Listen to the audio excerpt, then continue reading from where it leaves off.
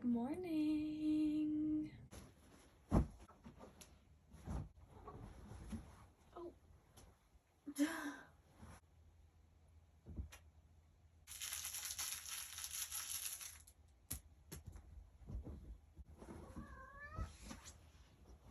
You just want attention.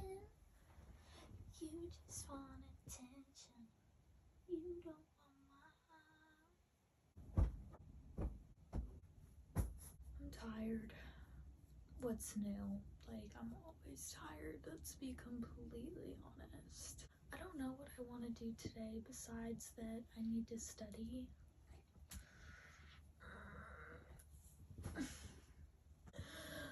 I don't wanna.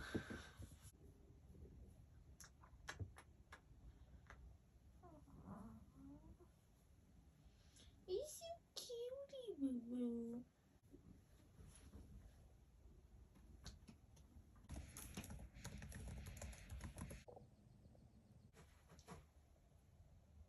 So I think I'm gonna go to the library. I don't know if they have Christmas stuff, but maybe they do. And then maybe we can have 2 days in a row of some holiday experiences. So I'm just gonna pack my bag and then we'll get going.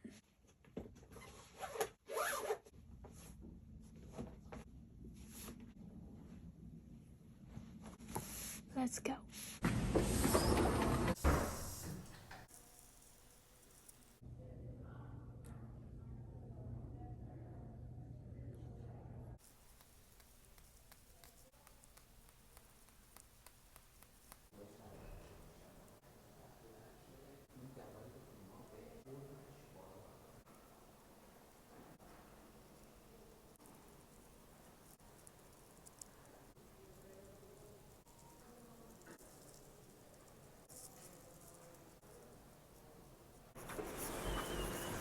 You guys wish you could hear my Christmas music right now. I'm jamming to some classics. Basically, my Christmas playlist is classics, Ariana Grande Christmas, and Justin Bieber Christmas. That's basically the whole playlist. I'm actually curious how long it is, but I was listening to that while I was studying. As long as I run by 5, there will still be light out, so I think I'm gonna wait until, well, I'm not gonna wait, but I'm gonna go to Target first because I have a few things I need to pick up, and then I think I want to go to Trader Joe's because I really want poinsettias. I'm afraid, low-key, that my cat is gonna chew on them, but maybe if I put them like out front, I think they could be cute. But I'm pretty sure you can kind of just like, I want to say you can just leave them, but at the same time, like, you definitely have to water them because they're flowers, right? I'm not really sure about that one, but I'm gonna head to Target.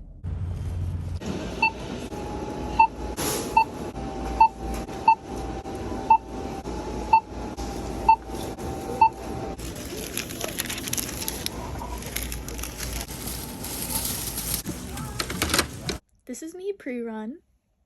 Post-run. I'm dead. Pretty sky though.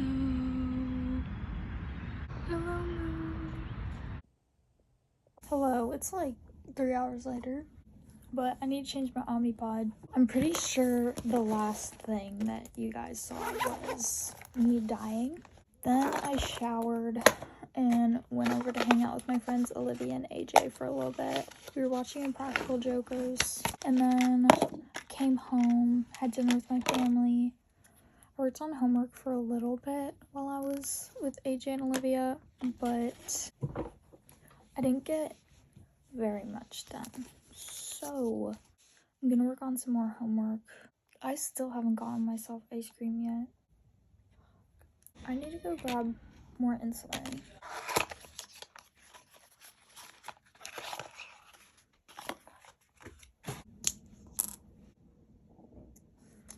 I remember when I used to have to give myself like the injections manually, and whenever the insulin was like fresh out of the fridge cold, when I had to get a new vial, oh, I hated that because like you could feel the insulin like going in. It doesn't matter with this because that's not how it works.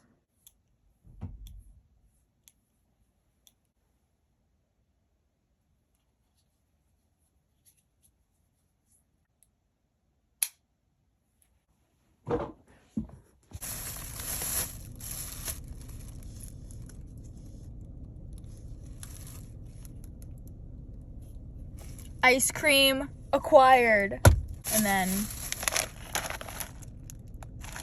also, I gotta say, there were these two fine ass men in there, and I was literally avoiding. It felt like he was following me around the Circle K. Like, I literally avoided him by going down a different aisle, and then I turn around and he was literally like walking down my aisles. Then I left and went to a different aisle, and it was like that for like 3 aisles. I'm just so awkward. All I want for Christmas is you, baby. I never claimed to be able to sing, okay? Hello. For the passage today, we got, don't hide from your feelings. It's better to conquer grief than to deceive it. Seneca on Consolation to Helvia, 17.1b. We've all lost people we were close to, a friend, a colleague, a parent, a grandparent. While we were suffering from our grief, some well-meaning person did their best to take our mind off it or make us think about something else for a couple hours. However kind these gestures are misguided. The Stoics are stereotyped as suppressing their emotions, but their philosophy was actually intended to teach us to face, process, and deal with emotions immediately instead of running from them. Tempting as it is to deceive yourself or hide from a powerful emotion like grief by telling yourself and other people that you're fine, awareness and understanding are better. Distraction might be pleasant in the short term, by going to gladiatorial games, as a Roman might have done, for example. Focusing is better in the long term. That means facing it now. Process and parse what you are feeling. Remove your expectations, your entitlements, your sense of having been wronged. Find the positive in the situation, but also sit with your pain and accept it, remembering that it is a part of life. That's how one conquers grief. I think that this is super important because I feel like a lot of people think that to solve their problems, they need to like push emotions away because they get in the way. But from my experience, I feel like when I'm able to sit in my emotions and really think about them, I'm able to actually take things away from those situations. And as far as grief goes, I have grieved many people coming in and out of my life, and it's so hard to get past that, just because, especially if they were someone who was like very present in your life and then they no longer are present in your life, it feels like something's missing. And I believe that that's very normal to feel that something is missing when you lose someone that is important or a big factor in your life. And to be upset over that is okay. Like, the whole, like, don't let people affect your emotions thing, I mean, sounds great in theory, but in reality, that's just not gonna be the case. Like, people are going to affect your emotions. Things around you every day affect your emotions without you probably even realizing it. And when it comes to bigger things, if you don't allow yourself to take the time to reflect on them and sit in it and really focus on where that grief is coming from and how it's really making you feel, then again, just from my experience, bottling it up makes it so that when it gets to be too much, something small will set you off, and it kind of just becomes like a domino effect of one little thing happens that's not that big of a deal, but you have so much more going on under the surface to where you kind of blow up. And that's happened to me many times where I haven't taken the time to really like move forward with things as far as like reflecting, feeling, and then being able to move forward. I just try and move forward, and that doesn't really turn out well for me. I mean, everyone's different, but just think about a time where you haven't allowed yourself to reflect on feelings or just how you're feeling and the outcome that brought you. Was it positive? Did that make you feel better? Did it make you feel worse?